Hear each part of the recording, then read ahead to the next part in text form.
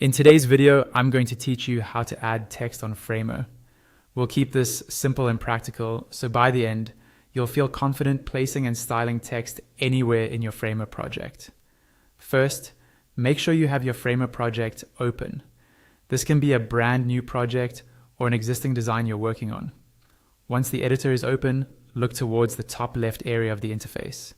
There, you'll see a set of tools you can use to add elements to your canvas. Among these tools, find the option labeled Text. This is the tool we'll use to insert written content into your design. Go ahead and click on the Text tool. As soon as you select it, your cursor will be ready to place a new text element on the page. Now move your mouse over to the Live Preview area, which is essentially your main canvas where you see your design. Choose the exact spot where you want your text to appear. This could be the hero section of your page, a button label, a heading, or a caption under an image. Once you've decided on the location, click once on the canvas. A text box will appear and you can start typing immediately.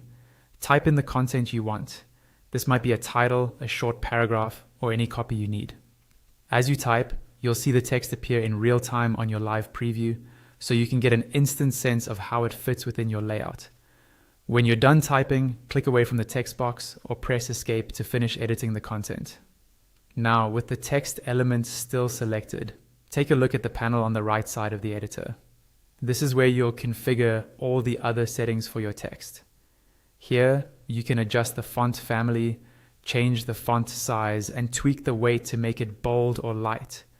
You can modify the line height and letter spacing to improve readability, and change the color to match your overall design system. You can also align the text left, center, or right, and adjust padding or margins if needed to create proper spacing around it. Take a moment to experiment with these settings until your text looks exactly the way you want. And that's all there is to it. You've successfully added and customized text in Framer.